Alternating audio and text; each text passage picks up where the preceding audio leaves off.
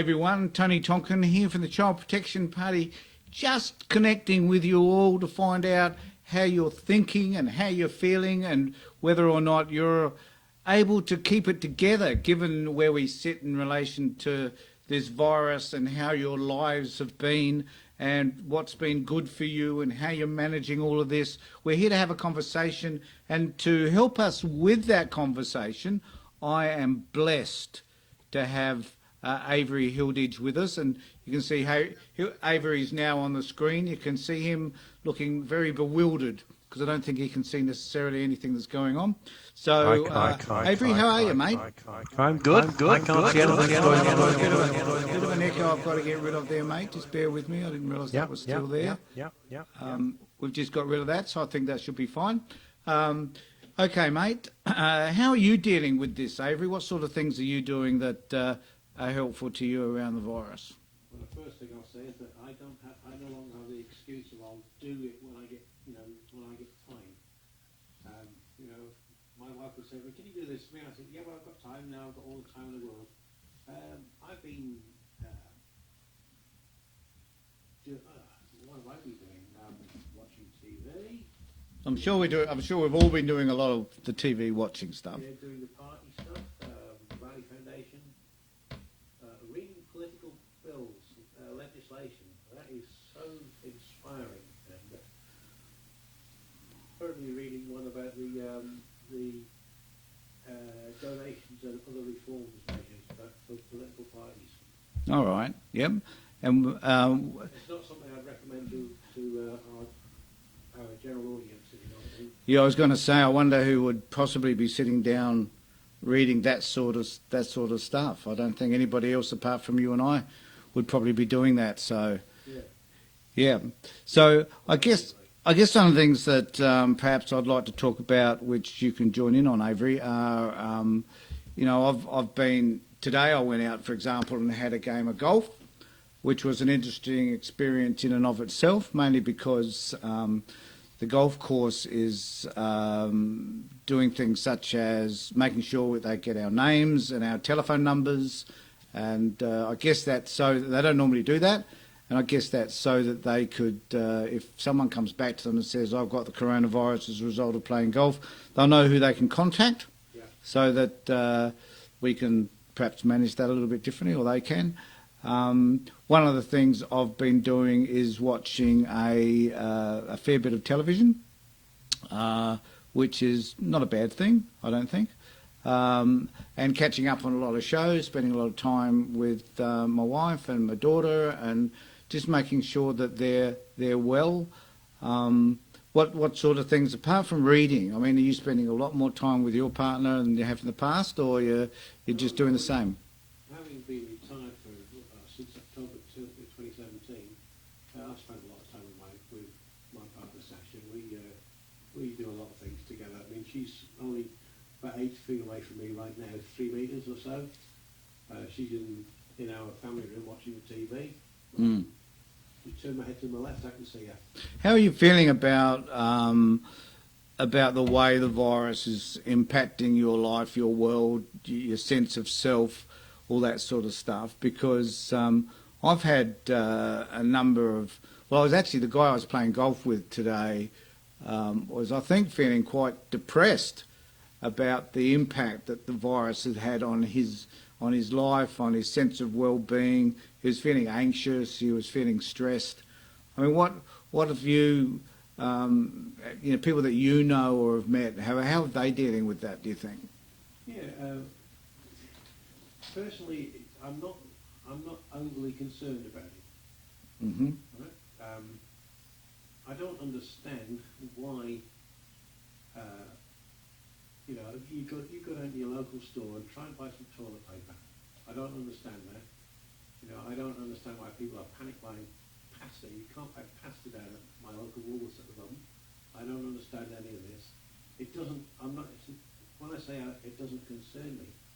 Of course, I'm concerned that people get coronavirus, and even worse, people can die from it.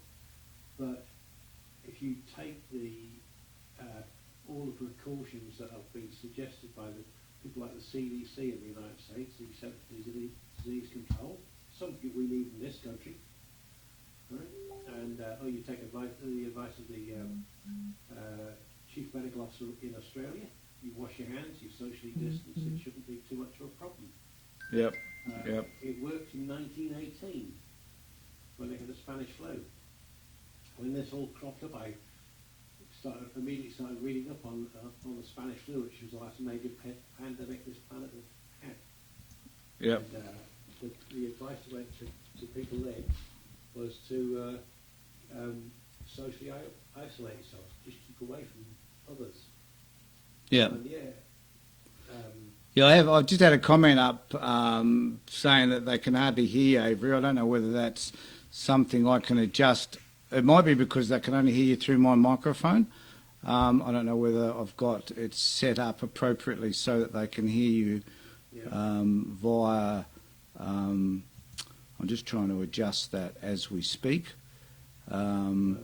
Well, the thing I was saying, I don't know if it'll make any difference, if it help you. The thing I was going to say there is that with in 1918 they told them to socially isolate, which people did.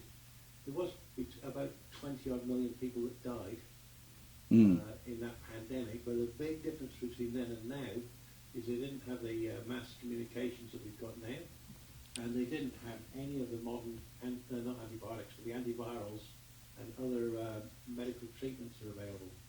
And because we've advanced so far in the past 100 years, as far as medicine is concerned, I'm not really concerned about it. I mean, if I get it, I get it. But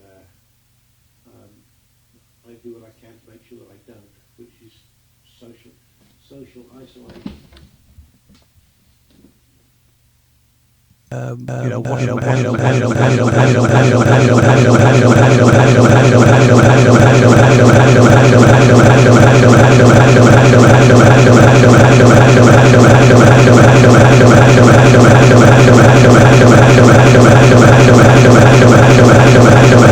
Any joy with the volume there? Still keep going, mate. I just had to change the Okay. the sound. I just had to put my headset on because I realised that people were not able to hear you because I had to capture off the monitor.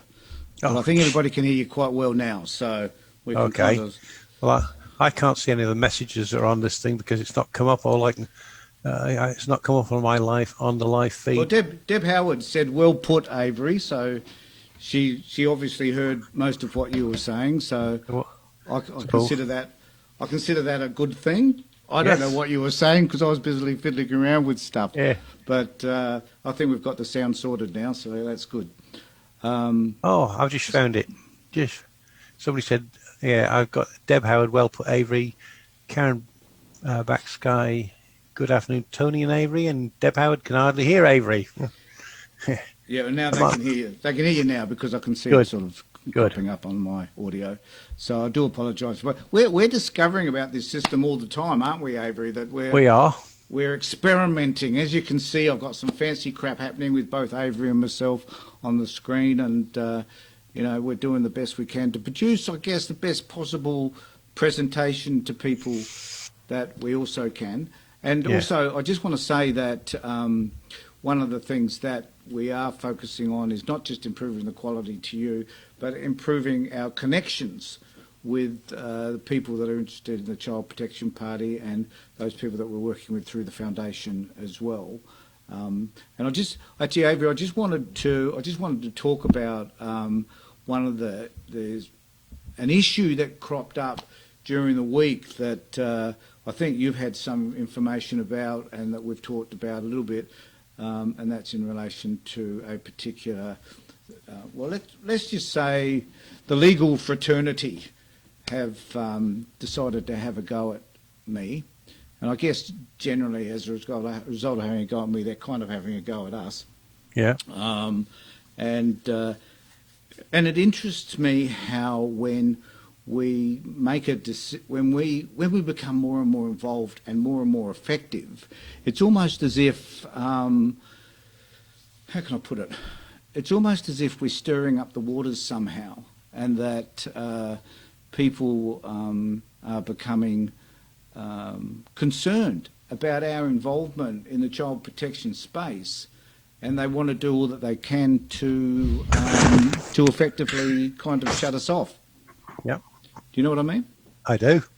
That and that we tend to. I had a legal practitioner who objected very much to the way I had kind of got involved with a client, and it wasn't that I'd done anything wrong. It's just that the client misread something that I'd said, told the lawyer, and the lawyer felt offended because the lawyer basically believed, I think, that this particular person was simply their client, that the person, that it wasn't possible for me to have a client separate to them somehow. They can't understand that concept, that they can have a client which is the legal stuff and I can have a client which is the mental health and the advocacy stuff. Yeah. I just didn't seem to understand that No. difference.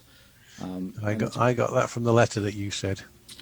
Yes. So I had to send off a complaint, regretfully. Yeah. But I think, what do you think about having this notion that we need to, even in these troubled times, we need to make a stand against those people that push back, that are pushing back against any of the work we're doing? It doesn't matter what the times are. People need help. They need mental health support, the sort of mental health or social work support that you can provide. They need the legal support. Why, if the lawyer had come in after you, would she have expected you to? Would she have expected you to tell her you shouldn't be interfering with my client? Well, do I do the same sort of work as? Well, you're not. That's the point. Well, that's my point. Yeah. I do advocacy and social work services, including if you were a lawyer stepping in on her case, then fine, she's got a reasonable reason to complain. Yeah, absolutely. But she's not a social worker. She's not a mental health social worker. Shut up. Nothing to do. I'm providing a different service. Shut up politely, Shut up politely, yeah. I'm providing a different service. Like, what I can't understand is why a person can't come directly to me and have a conversation with me about what's going on. Well, here are you talking about the client or the lawyer? Well, the lawyer. I mean, anybody for that matter. If you've got an issue with somebody else, the Matthew principle is that you should be able to go to that person. Yep. And say, look, this is the issue that I have with you. I'd like to discuss it. But to do it calmly, not to be yelled at, screamed at, and accusations levelled at you that are just not true. But just do it calm. And I was thinking, like Avery, if this person, and it applies to everybody, but, if this is the way that you're going to try and treat another professional, then how are you treating clients? Do you know what I mean? It could well be that this person, she's a lawyer. She's much more training than you, much more higher up in society than you, and you're just a social worker. That's right. I'm a measly social worker. Yeah. What in the hell would I know? And would I? I don't expect the legal fraternity to provide information and advice that is social in my work advice, purvey. And I don't provide legal advice either.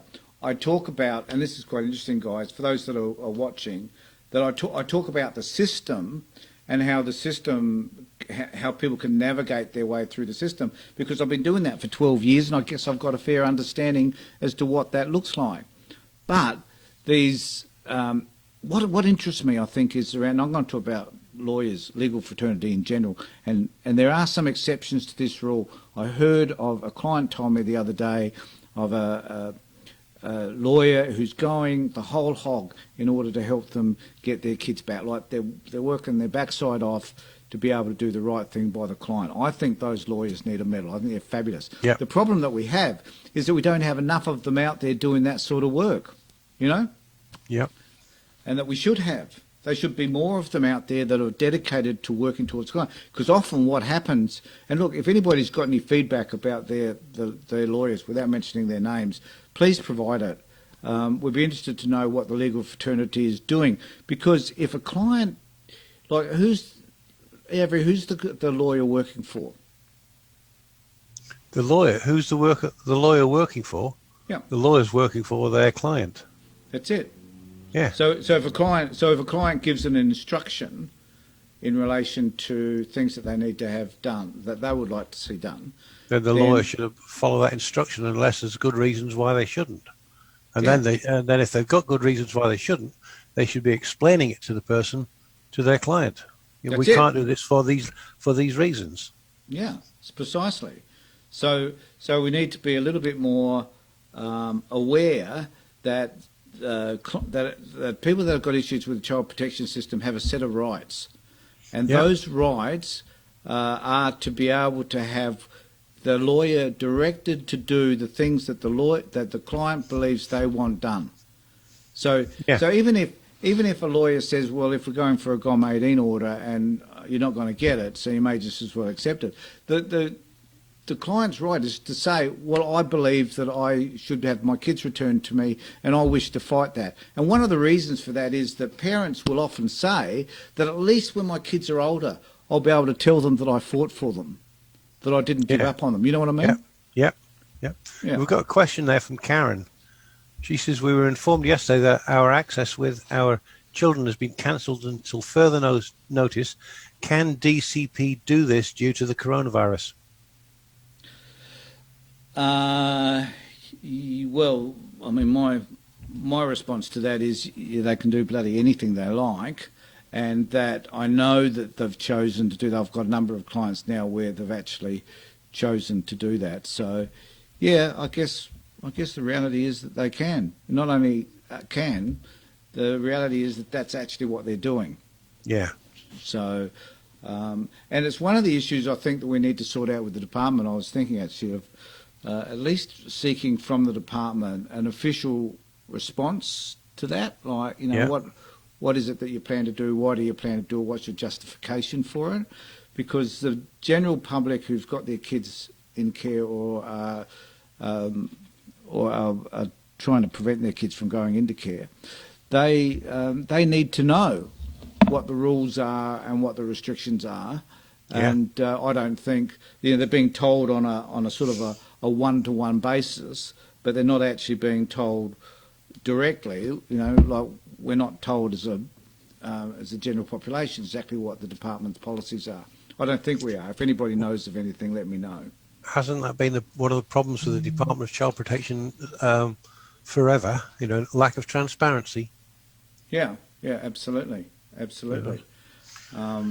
And someone did ask me during the week, is it because of the coronavirus that they're going to GOM 18 orders? And my response to that is, I certainly hope not.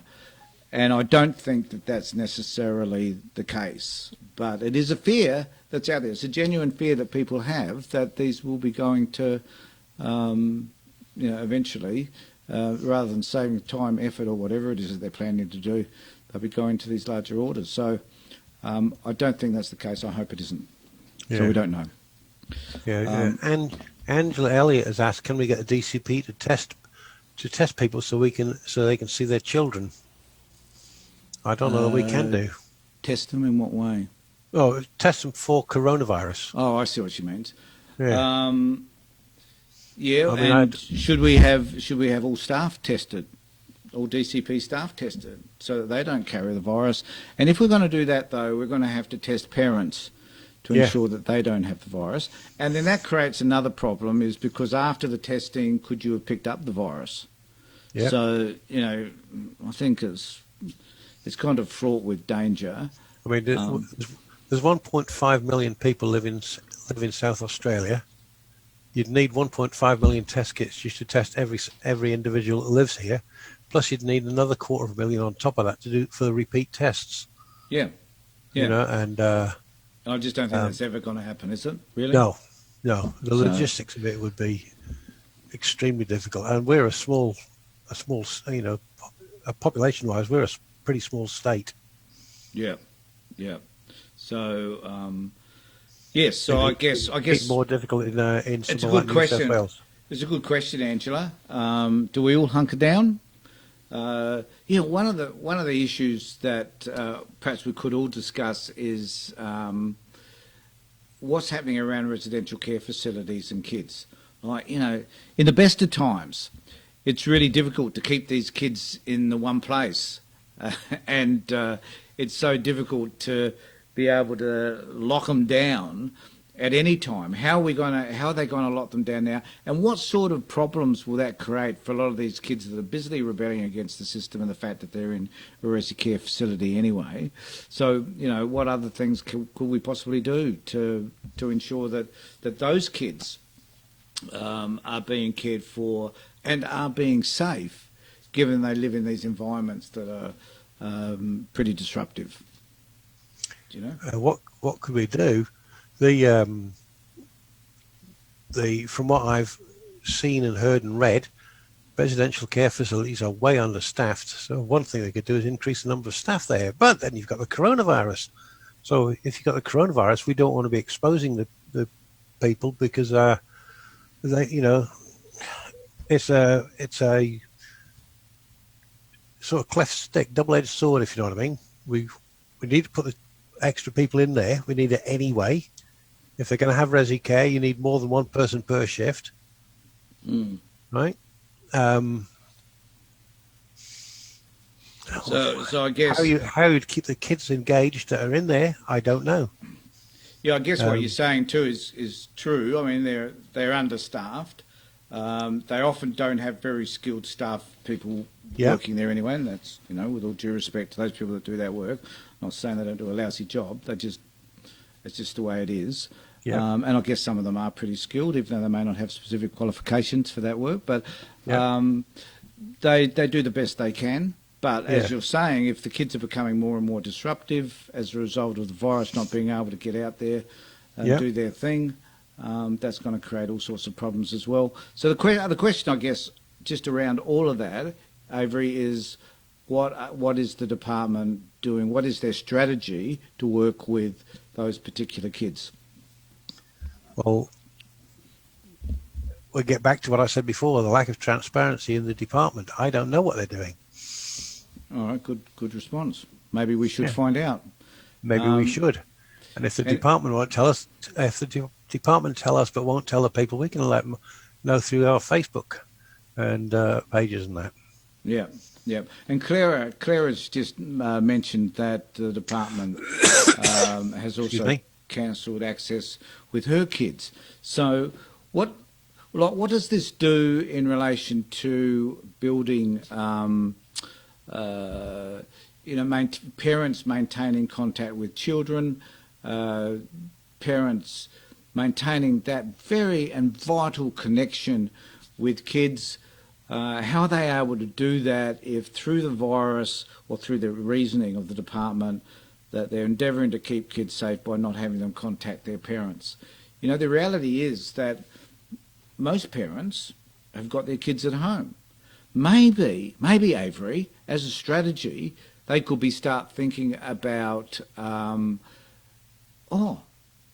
they could think about actually returning kids rather than taking them away. What do you think of that? Yeah, that's a novel idea. It wouldn't be strange to put the kids with the parents. Well, yeah. I mean, why not? And there are a lot of parents out there who are in a position to be able to care for their kids really, really well. I mean, you and I know a young woman who's absolutely fabulous and who certainly could be caring for her son right now, but he's locked away in he's in foster care, but he could be with her. What a saving it would make. And what and look, think about this. If kids were able to be with their parents, the liability in relation to the department would decrease, don't you think? Oh, it certainly would. And another thought that's just occurred to me as well is that where there's been kids have been taken away because the parents need parenting skills or courses or that sort of thing, how good reasons for why you should keep your house clean and tidy if that was the reason, whatever, hygiene, whatever. Yep. They could, instead of taking the kids away, they could put them back with the parents and pay them to go and do these courses while they're with the parents. Well, that's a long-standing issue as to why I they know. don't do anything I'm, like that. You know, that's like, you know, why don't they just intervene and say these are the risk factors, these are the things that we need you to deal with. Just keep the yeah, kids with you, but yeah, go off and do the range of courses, and we'll monitor what's happening along the way. You know? yeah, yeah. Yeah. I mean, it's an age-old issue. Well, now would be an ideal time to try to put it into practice. Absolutely. Great. I think that's a fabulous point. Use this opportunity. So, you know, it's like Avery, there's a stack of opportunities that I think sit with us around what is happening right now. We can do some reevaluation about what this system is like, how it impacts all of us, and we can make some significant changes as a result, don't you think? Yeah, we certainly can. As I said, it's a really good time to start. Absolutely. So there was a few other things I wanted to talk about. I'm just trying to remember now what in the hell they were. I think, you know, at that very point, I think, is that while we're locked away, what is it that we can be doing to make a difference? You know, just because we're not connecting with those people around us, and particularly, you know, us professionally, we're not connecting with as many services we do. My actual time throughout the week has not diminished as a result of all of this. We've been, you know, I've got a couple of new clients last week. We do phone contacts. If people want to call me, they can. If you've got access to Skype or through, you know, anything else, you can still make those contacts. My wife, who's an academic, does heaps and heaps of meetings over Zoom. There are many, many ways that we could still retain contact. Even though. But one of the issues that came up during the week that really concerned me, Avery, was around the low socio-economic groupings do not have as much access to the internet as do others. So children that live with parents who are on benefits or have very little money are unable to make the connections that they need to continue their schooling. What do you think of that? Well, one of the areas where I think maybe we shouldn't point fingers, but I'm going to, is the internet companies. You know, people like Telstra charging an arm and a leg for an account with them, and then you get 2 gigabytes of data, you know, for a month. You know, 2 gigabytes of data. I'd use that in about an hour. Yeah, exactly. Yeah. And they charge an arm and a leg for it. And it's not just Telstra. There's other companies. Telstra's go on about what a wonderful deal this is, and it's not. Vodafone do the same thing. I'm not going to plug which one I get, but I could list them all, and the one that I omit is the one that I have. That's part of where the blame is, as far as the lack of access to the internet is concerned. But what you were saying about people keeping in touch, they've absolutely got to. You might not be able to do it on the internet, but you can certainly pick up a phone. You know, even those in the lower socio-economic groups. I don't think I've ever seen anybody in this state without a phone. Do you think? And I know that a lot of people that I work with do everything via the phone. They do their internet. They do their messaging. They even on occasions make phone calls, believe it or not. So they do everything on their phone. But I think kids need to be sitting in front of a tablet or a computer in order to, you know, download the stuff that they need to download, or to have classes remotely. Well, yeah, they do. I guess what I'm wondering about is what does the government actively do in order to improve the systems, the internet access for many of these kids, you know. Well, one of the things that they introduced to try and do it was to have fibre to the home broadband, right? And then I think it was under Abbott that they changed their mind about how they were going to deliver that. Excuse me. I'm fortunate as I've got fibre straight into my house, so I get very high-speed internet compared with everybody else. One of the things that they could have done at the same time that they rolled out that, was introduced gigabit. Instead of 100 megabits, they could have used 1 gigabit, which is 1,000 million bits per second, and for everybody, because the fiber will carry that load. And the government has been really slow in rolling it out. Using the old copper technology slows things down. More people are using copper, a copper line. The fewer people, the worse the bandwidth, connection is. the worse the internet connection is. Yeah, and I think Oh, I've just thought of another one. All this objection to 5G that I'm hearing about. There's a Facebook page where they're saying that 5G causes cancer. Right? 5G is it sponsored by Donald Trump? It could be. 5G would give gigabit speeds on your phone. Yep. Right. And the government is humming and hawing about. The federal government is humming and hawing about using what is the best product on the market for it at the moment, which is made by Huawei. Right. And because Trump doesn't Chinese organisation. It's a Chinese company. Yeah. I've got 2 Huawei phones. They are absolutely brilliant, far superior to that Apple crap. So Yeah, I guess, Avery, my point is that if a family is unable to access internet, it isn't that it isn't going past their house, because it may very well be going past their house, and it certainly is available on phones and via Wi-Fi. Why isn't the government making more of this access to families that need it, particularly if their kids are going to be at home? That's my issue. Why aren't they doing it? I don't know. Probably because those families can't afford to pay for it. Yep. I don't know. I don't see why in a country with an economy as large as ours that we couldn't adopt the approach that Singapore has.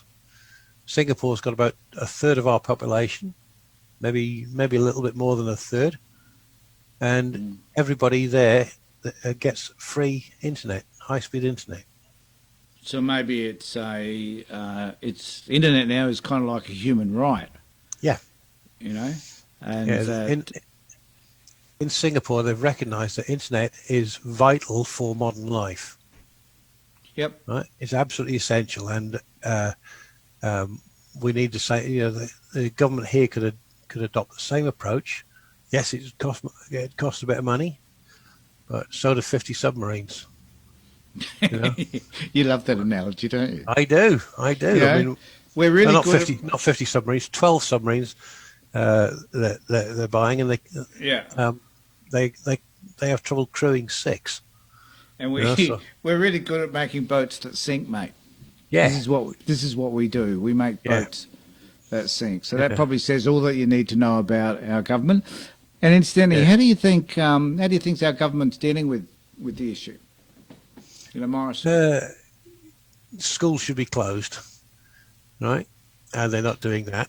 They're saying, like in New South Wales, they're saying, we can close the schools, but we'll keep them open for essential, essential services workers, right? But kids are like walking petri dishes. The kids, if a kid gets coronavirus, it doesn't affect them very much, right? If a kid gets coronavirus, it doesn't affect them that much. I mean, it's very rare that they have a serious impact on them. But they take it home to mum and dad. They take it home to grandma and granddad, quite likely end up in the ground. The government should be saying, close the schools, close the childcare centres until we've got this thing, till we're on top of this. What do you think? What do you think about, though, in the US, Trump's virtually saying, let's dispense with all elderly people. Let's not worry about them. Let them just die as a result of the virus, so that we can get on and open up our economy. Well, he could lead the charge, couldn't he? Because he's 70-something. Well, let's hope. Well, I shouldn't say Yeah. that. No, I was going to say something really Yeah. nasty about him. Yes. But I don't like to think nasty thoughts about anybody. Trump is is an idiot. Oh, right. Okay. I'm happy for you to say it for me, though, Avery. Well, Yeah. no, you were going to say something different. I know what you were going to say. Trump is an idiot. Right? He is concerned with himself and how much money he can get and how it'll impact his business empire and things like that. He is not. I mean, I was listening to him every morning. I listened to his press conference, and he sounds phony all the time. There's nothing genuine about him at all. And I listened to Scott Morrison up there talking, and he sounds more genuine than Trump does, but he's still, in a lot of ways, following Trump's lead. You know, but he's not closing the schools, which should be done. He's not ordering a lockdown across the nation. It should be complete. You know, yeah, he's shut down airports. You know, stop people coming in from overseas. Fine. Stop interstate travel apart from essential services. Yeah, Fine. Yeah. I Right. wonder. You know, like they keep saying. And look, guys, there's a few people watching. There's a few people that have come and gone. Look, stay tuned because Avery and I are right into this now. I reckon we'll go for another hour, Avery, but we can't, I Yeah. guess. But you know, to what extent are we? You know, they say that they're informed by the medical practitioners and the experts, whoever they might be. But I wonder how many of their decisions are actually dependent upon political values and ideas versus those of the professionals. You know, like they might be told a number of things. So these are a range of things that you can do, but they will look at them from a political perspective as opposed to what is in the people's best interest. Yeah, one of the things that I've noticed, I'm not sure how I could answer that particular question, but one thing I've noticed is that this coronavirus, they're listening to the scientists and the experts. Climate change is going to kill a damn sight more people, and they're not listening to the scientists and the experts there. Well, actually, I also heard that there's a wonderful TED talk actually that talks about the impact of climate change and why the coronavirus has developed in the way that it has. Yeah. And a lot of that is changes in temperature. Yeah. You know, as the place warms, viruses become more and more active. And it's not that, you know, we need an ice age to deal with this pandemic, but it is about us being aware, and also the movement of populations that are susceptible as a result of climate change as well. And the growth in population. Yep. And I mean, I read an article in The Guardian yesterday, I think it was either yesterday or the day before, about the rise of coronavirus, and it all came up in, people are saying that Chinese were eating live bats. No, they weren't, right? What they have in China, very commonly in China. I lived in Hong Kong for 3.5 years, and I saw it in the markets there. Is you can literally go out and buy a live chicken, a live bat, a live pangolin, all sorts of live animals, which they then take home and kill and cook. And that is according to the Guardian article, the coronavirus jumped from bats to humans, not because they were eating raw bats, where they weren't. I imagine it tastes pretty awful, but they were improperly cooking the bat before eating it, and the virus jumped. Well, and also these animals in these wet markets sort of sit on top of each other. Yeah. So the excrements and whatever drops down to the other animal. It gets absorbed by that animal, and lo and behold. But the other interesting thing I heard and was, also you're handling the thing when you're taking it home as well. yes. You know, so you don't. But it was. don't- I think there was something to do with the preparation of the meat, though. Yeah. Within these markets as well. You know, Yeah. you know, you walk along and you say, I want a pangolin or I want a bat. You know. Yeah. And I want, you know, the liver or whatever it is. So, but I guess what was I going to say? That's right. The thing about these markets was that there was a point in China where these wet markets were banned. for these very reasons. But they came back because apparently it is the wealthy Chinese who enjoy these exotic foods. So I guess if you're having a group of people over for dinner one night to say, look, I've got a pangolin and some bats here and maybe a few apes and gorillas that we're carving up for our stew, then I mean they appear to be sophisticated and whatever, and it's they're delicacies. The poorer people run these markets because they can, because there's a market for those things.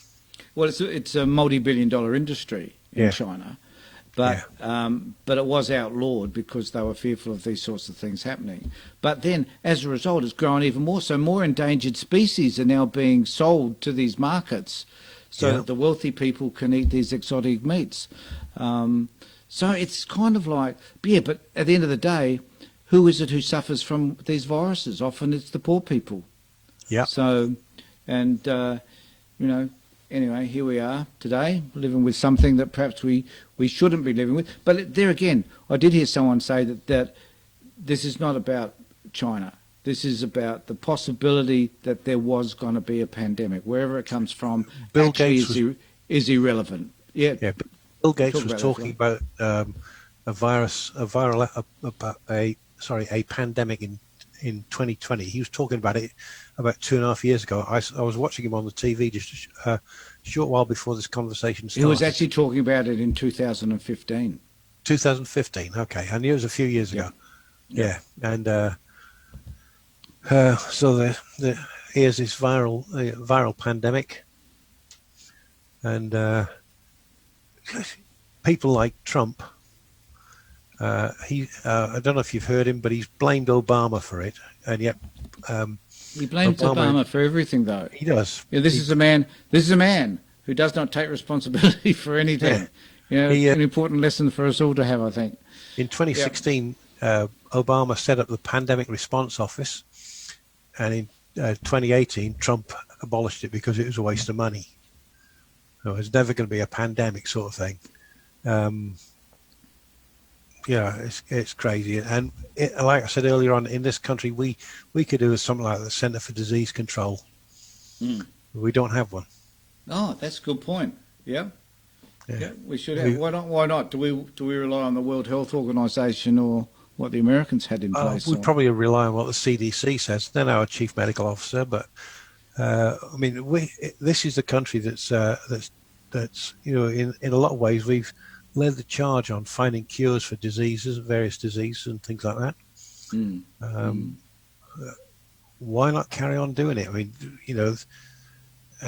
set up a centre which, like the CDC, the American CDC, set up something like that in this country that will, But apparently, Avery, we do. I was hearing coming back from golf today, I was listening to the radio, and they were saying that that we have a number of organisations based at universities and medical centres that have been working on coronavirus vaccines. Yeah, so but there's been this. They're working individually. Oh, good point. La Trobe is working by itself. Queensland University of Technology is working by itself. James Cook working by itself.